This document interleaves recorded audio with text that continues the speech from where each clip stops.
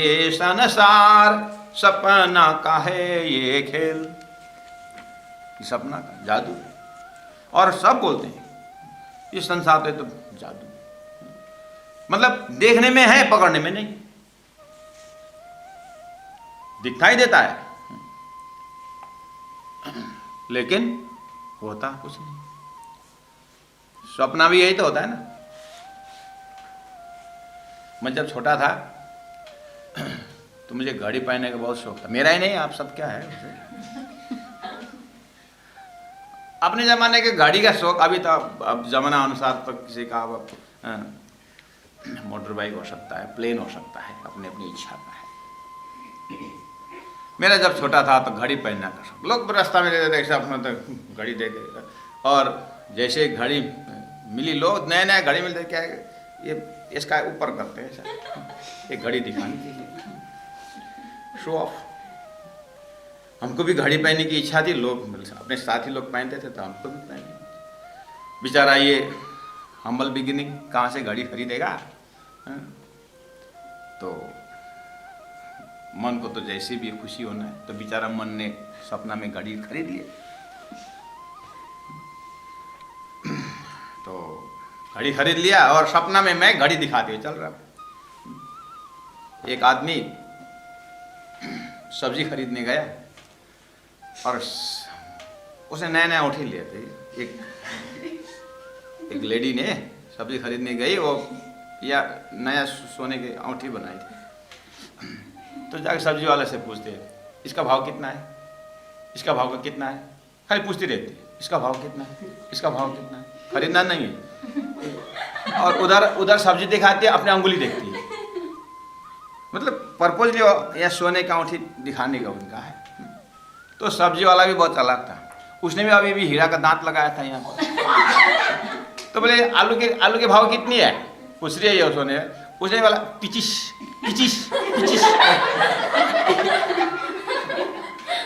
25 का दांत दिखा रहा है। ये सब दुनिया एक दिखाने वाला देखने वाले सब ब्राह्मण है। कुछ दिखाना चाहते, कुछ क्या दिखा। ये बढ़िया प्राणी जी बोलते हैं आगे पीछे साधु हमें देखिए बड़ा तमाशा। ये खेल बहुत बढ़िया तमाशा है, छोटे से बड़े बड़े। इवन ईश्वर भी अपना पोज दिखा रहा है, लेकिन सब ब्राह्मण, ये तारतम्य कह सकता है। तो घड़ी पहनने की इच्छा थी, सपना में आ गई घड़ी। ओहो इतना खुश सपना। और वो जागृत का घड़ी का कल्पना इतना बड़ा ताकत, इस कल्पना में इमेजिनेशन में इतने बड़े ताकत है कि बस अब मैं आधा जागृत हो गया, मुझे पता है। और क्योंकि माँ नीचे से बुला रही है, उठ जा, आवाज पहुंच रही है, लेकिन मैंने घड़ी, मेरे को घड़ी मिली है, घड़ी हाथ में बिल्कुल टाइट पकड़ा हुआ है घड़ी ने। काका मामा का किसी दिन लगाया पहना था होगा ना, तो अनुभव है कि घड़ी पहनने से टाइट होता है। तो टाइट पना बिल्कुल मैं होश में हूँ कि ये घड़ी पहना हूँ, लेकिन मैं अब पूरी तरह जग जाऊँ तो घड़ी जाएगी, ये भी पता है। ये घड़ी जाएगी, इसलिए मैं मेरा एकदम सेल्फ अनुभव बता रहा हूँ। मैं जानबूझ करके जगना नहीं चाहता हूँ, क्योंकि घड़ी चली जाएगी। आज मुझे एक्चुअली अनुभव हो रहा है, ये भ्रमित माया में इतनी सारी इच्छाएं हैं। अगर मैं पूरी तरह राज्य की हो जाऊं और राज्य में जग जाऊं तो संसार चले जाए करके हम जगना ही नहीं चाहते। आज मेरी दशा वही है। जो मुझे सपना में मैसेज मिला था कि घड़ी नहीं है मुझे मालूम, लेकिन इच्छा इतनी पावर है कि घड़ी होनी चाहिए, और है भी, लेकिन मैं पूरी तरह जाऊंगा तो घड़ी चली जाएगी, जिसमें जगना भी नहीं चाहता। मुझे अनुभव है, परफेक्ट अनुभव है। लेकिन धनी ने जो उदाहरण दे करके आज मुझे इतना क्लियर कट मेरा अनुभव बोल रहा है कि वाह, नदी के किनारे, सागर के किनारे हम जाते हैं, तावल लेते हैं कंधे में और लेफ्ट राइट करते रहते, भाई क्यों आए थे? नहाने के लिए। तो फिर नहा ले, नहीं, डूबने का डर होता है। हम यहाँ संसार में परमात्मा की भक्ति तो करने के लिए तो कर लेते हैं, लेकिन पूरी तरह करने में डर लगता है कि संसार न छूट जाए। संसार में भी तो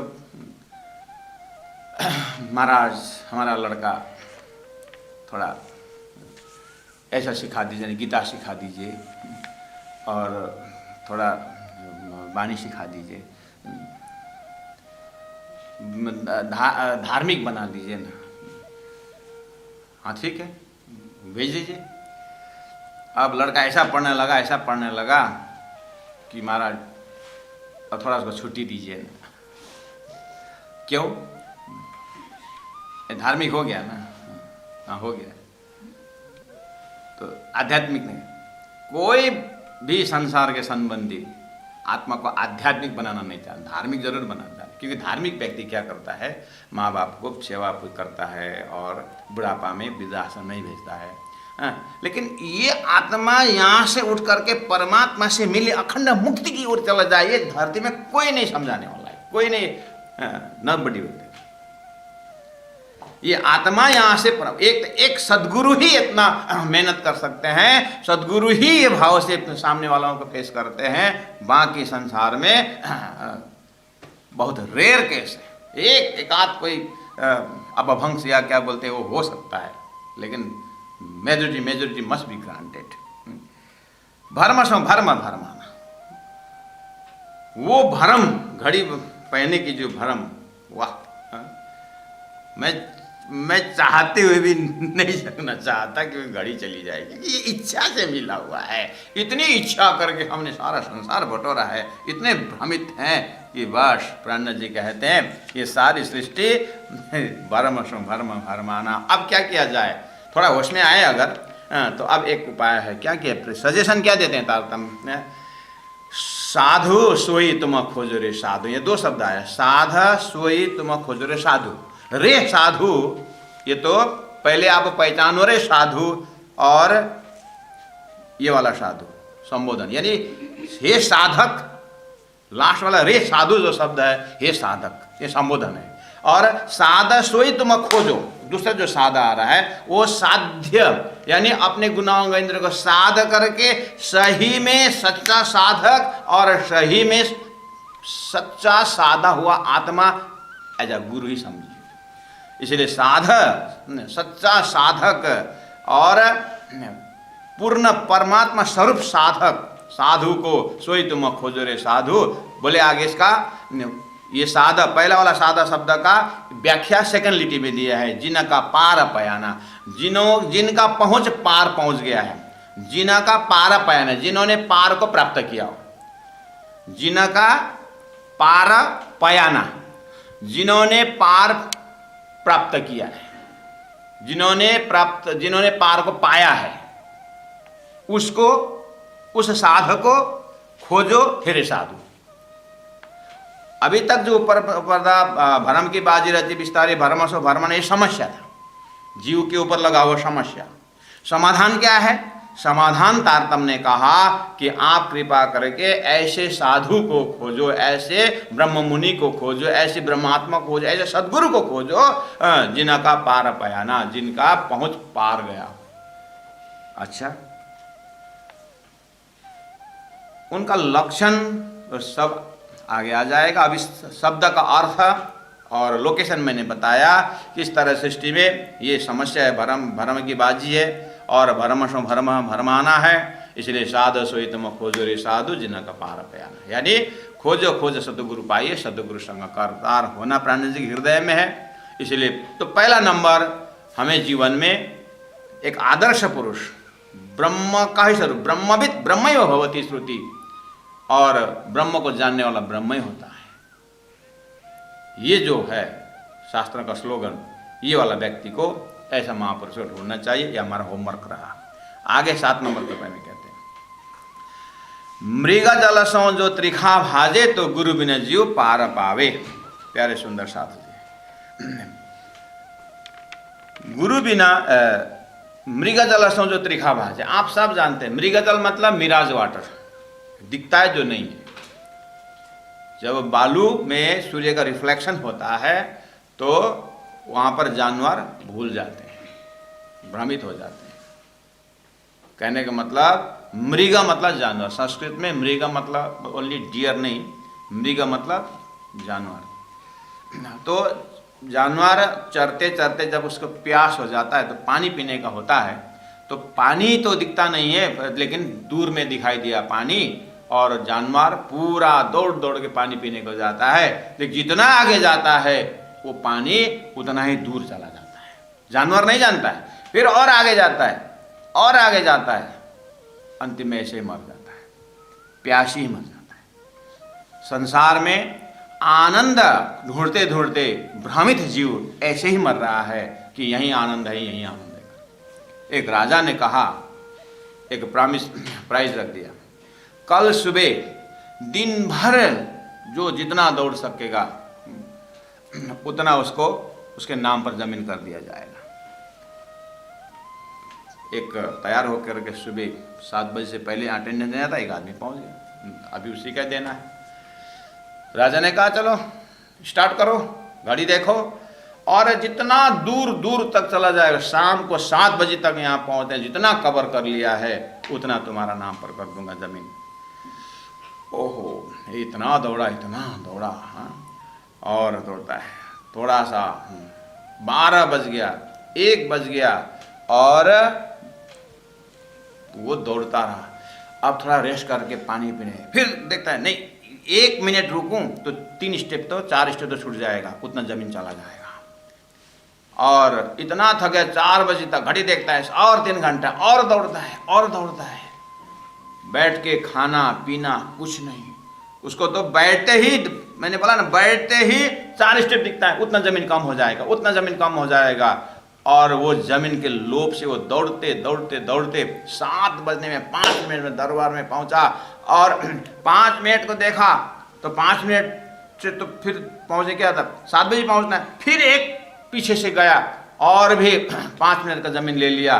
जैसे राजा के पास पहुंचा और बोला कि मैं पहुंचा, और राजा ने बोला अच्छा, जैसे ही बोला उसका वो हार्ट बीटिंग बढ़ गया, मर गया।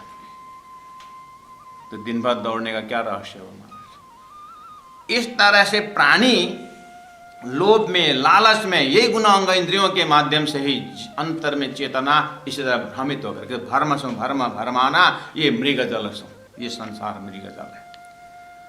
मृग जलसो प्राणी से उदाहरण दिया, मृग जलसो जो त्रिखा भाजे तो गुरु बिने जीव पार पावे। ऊपर बोले ऐसे गुरु को ढूंढो जो परब्रह्म परमात्मा से परब्रह्म परमा के पास पहुंचाओ, ऐसा गुरु ढूंढो। तो बोले कि गुरु बिना जीव पार पावे, गुरु के बिना जीव का पारवार नहीं है, तो उन्होंने डेफिनेट कह दिया। लेकिन उदाहरण बहुत मजबूत दिया, मृग जलसो जो त्रिखा बाजे, आपको पता चला ना, मृग जल जो त्रिखा, उदाहरण पक्का है, विश्वास है उदाहरण में, उदाहरण पक्का है, दिल कबूल करता है। मृग जल जो मिराज वाटर है उससे प्यास नहीं मिटता है, पक्का है ना इस चीज को। अगर ये पक्का है तो अगर कहीं कोने में शंका है तो अभी पूछिए, अपने आप को पूछिए।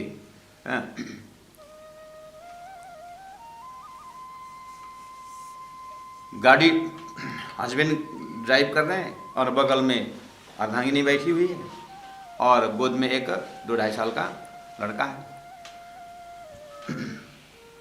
और वो गाड़ी में अंगूर हिल रहा है, छोटा एप्पल हिल रहा है गाड़ी में, हरा एप्पल, हरा अंगूर हिल रहा है। लड़का जम कर रहा है उसको पकड़ने के लिए, जम कर रहा है पकड़ने का, मम्मी उसका वो अंगूर खाने का है, खींच रहा है। पिताजी जानते हैं ये भ्रम है, इसमें रस नहीं, आकार है लेकिन रस नहीं है। पिताजी जानते हैं ना, देखे तो कितने होश में। माँ भी जानती है लेकिन लड़का नहीं जानता, बच्चा नहीं जानता है, इसमें आकार है, रस नहीं। लड़का भ्रमित हो रहा है बेचारा, इसको देख करके वो भ्रमित हो रहा है। माँ बाप परमहंस, इस जगह में तो लिख देना श्री श्री 108 पिताजी, श्री श्री 1008 माताजी, श्री श्री परमहंस पिताजी महाराज, लगा दो स्टैंड, क्योंकि सही है ना, उसका कितना विवेक है, ये इसमें रस नहीं है, आकार है बस। संसार भी ऐसे आकार है, इसमें यहाँ प्रेम नहीं है।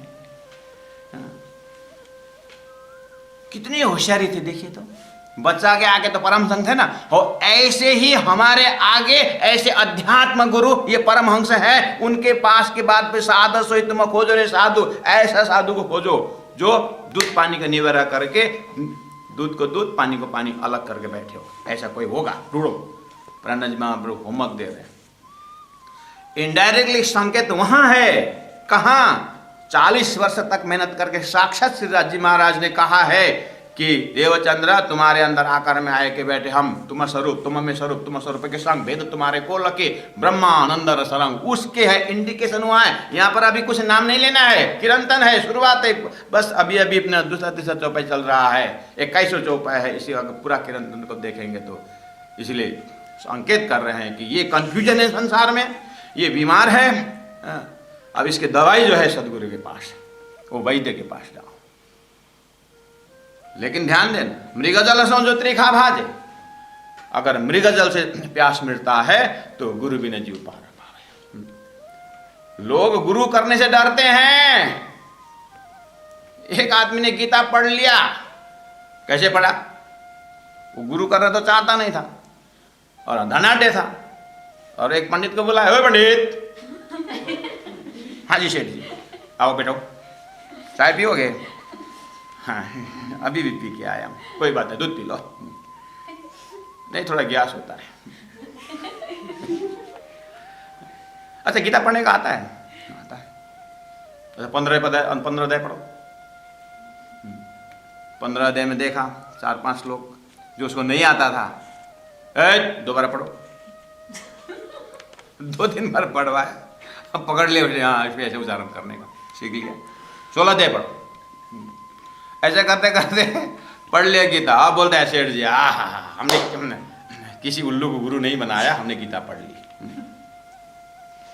लोग गुरु के पास जाना इतना आसान नहीं है। प्राण जी ने कहा, दृष्टांत दे दिया, अगर मृगा जल जो त्रिखा भाजे तो जीव गुरु बिना पार। देखिए गुरु की बात। अब ऐसे भी आप स्वतंत्र बाहर निकलिए, चौपाई को रख दीजिए थोड़ी देर, स्वतंत्र बाहर निकलिए।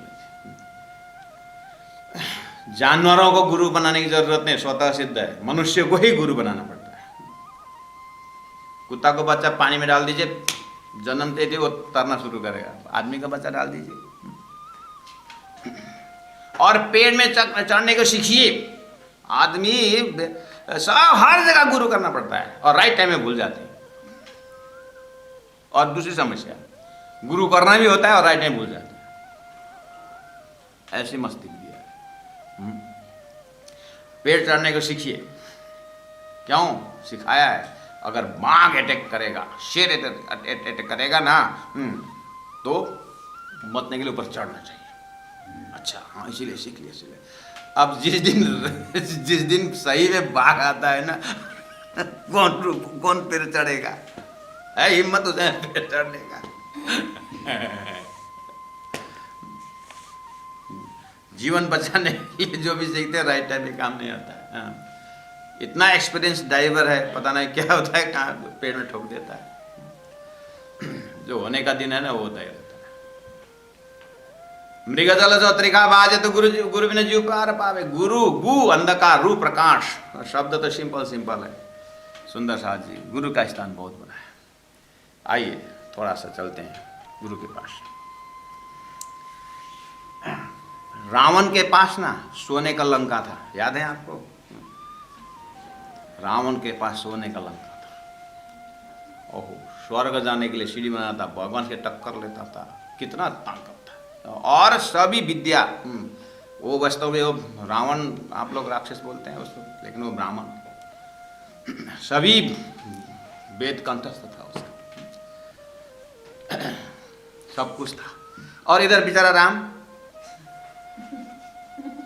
राम जी जंगल में वो घास फूस खाकर निकल रहा है, और ऐसे भगवान की पत्नी छीनने वाला।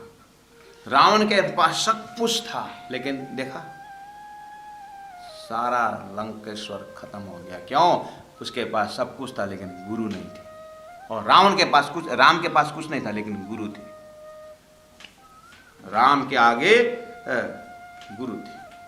सूर्य को आगे रखे निकलेंगे ना तो छाया पीछे जाएगा। लेकिन गुरु को पीछे रख, सूर्य को पीछे रख, छाया आगे जाए, गुरु को आगे रख के जीवन में जाएंगे तो प्रकाश ही प्रकाश मिलेगा। रावण के पास सब कुछ था, गुरु नहीं थे, और भगवान राम के पास जंगल के घास कुछ थे, लेकिन उनके पास गुरु थे।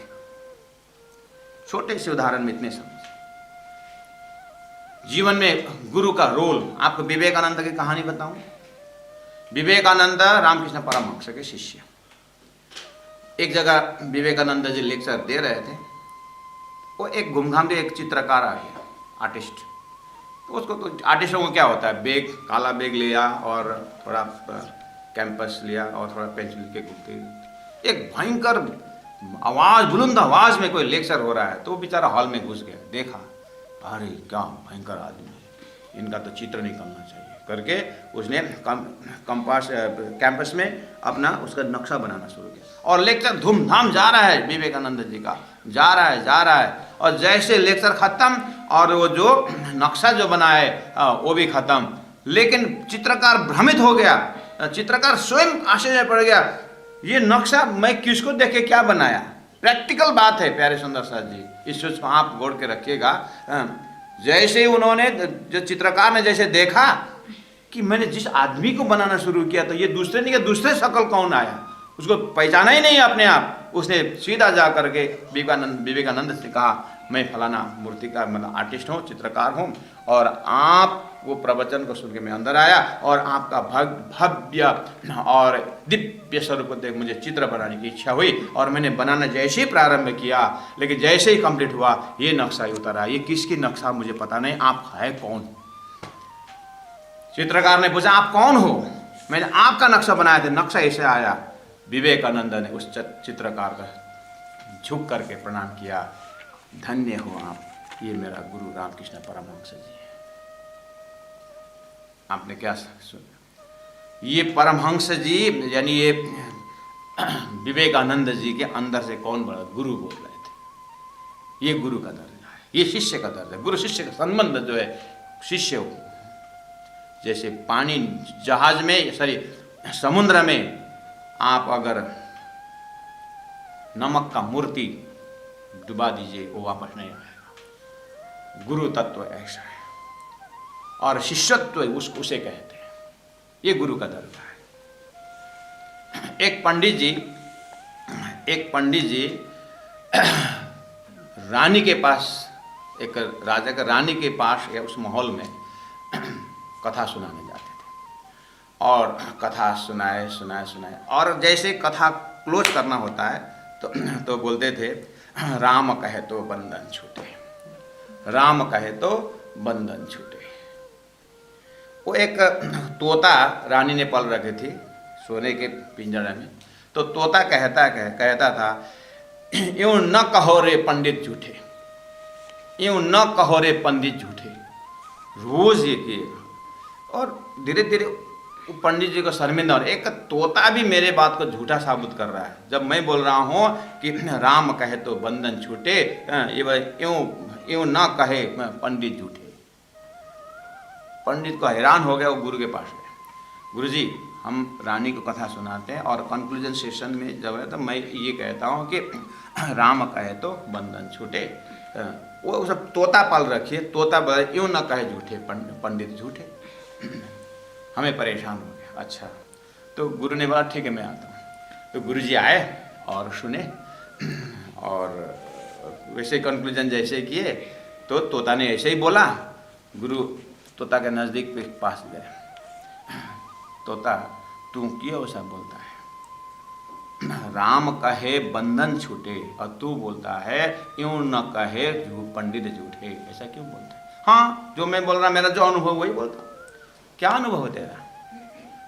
मैं एक जंगल में फ्री उड़ने वाला पक्षी, एक संत ने मुझे ले, और उसने एक लोहा के ऐसा पिंजरा बना के रखा और मुझे राम नाम सिखाया, और राम कहो राम कहो राम कहो। मैंने राम कहो उच्चारण किया और पूरा सबको आनंदित करता था। संत ने सिखाया, मैंने राम कहो। और उस पंडित जी के, उस संत के पास कोई सेठ आया और सेठ को अच्छा लगा मेरे आवाज़, राम कहो राम। अरे तो मुझे चाहिए ऐसा, अब अपने फुर्सत नहीं मिलता, कम से ये तो बोले। उसने खरीद के ले आया, उसने खरीद के ले आया। तोता अपनी कहानी गुरु को बता रहा है।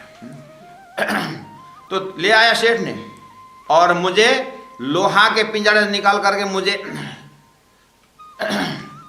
चांदी के पिंजरे में रख दिया। और बस अब राम कहो राम कहो, मेरा तो यही था। राम कहने से लोहा के पिंजरा से सोने के पिंजरे में प्रमोशन हो रहा है। पिंजरा तो पिंजरा ही है, संत के यहाँ से यहाँ। और राजा घूमते घूमते उस सेठ के पास पहुंचा तो वहां पर राम कहो राम कहो मैं बोल रहा था। तो राजा को अच्छा लगा, उसने पकड़ के ले आकर के, अभी यहाँ जो आप देख रहे हो पिंजरा देखो, सोने का पिंजरा है, बैठा हूँ।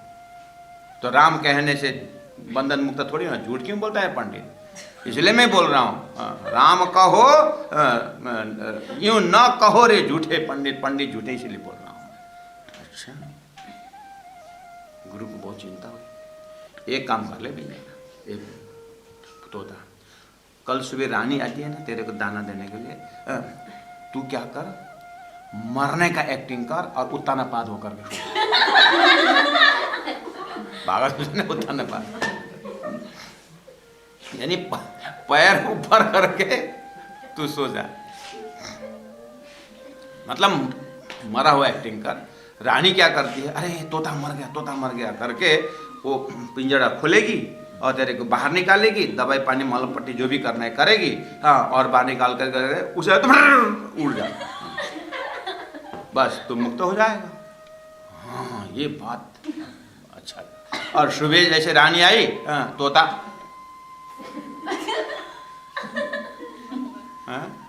तोता गया बाहर निकाले और तोता उड़ गया गया।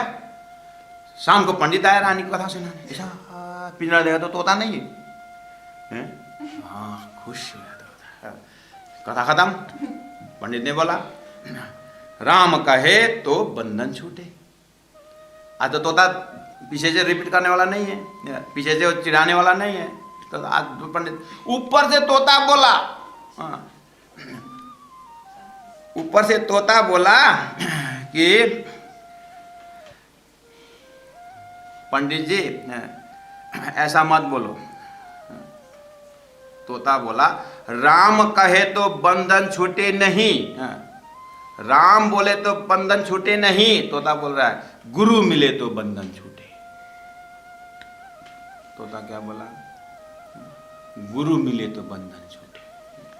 गुरु ने अक्कल दिया ना उत्ताना पाद होने का। राम बोलो, लोहा से चांदी, चांदी में से सोना, गुरु आए। गुरु बिना जीव पार न पावे। इसीलिए तो गुरु ब्रह्मा गुरु विष्णु गुरुदेव महेश्वर, गुरु साक्षात परम ब्रह्म। तारतम्य में क्या तारतम्य में कहते हैं वेश बदल के आए धनी साक्षात। ये गुरु की विस्तार है, गुरु की महिमा है। प्राण जी ने एकदम टू द पॉइंट कहा कि मृग जल जो त्रिखा भाजे तो गुरु बिना जीव पार पावे। एक रानी राजकुमारी बिल्कुल शांत स्वभाव की, शादी करने इच्छा नहीं। राजा ने समझ गया इसका जबरदस्ती नहीं करना चाहिए, बढ़िया माहौल बना कर रख दिया। मैं टू द पॉइंट जल्दी से खत्म कर रहा हूँ। और रानी राजकुमारी एक नए माहौल में गुरुदेव जय गुरु जय गुरु जय गुरु करके नाचती है बढ़िया। एक चोर आ गया नया नया माहौल में, थोड़ा क्या पैसा है क्या करके आया, उधर देखा तो गुरु गुरु गुरु करके चला रहे। अच्छा यहाँ राजकुमारी को यहाँ रखा हुआ है,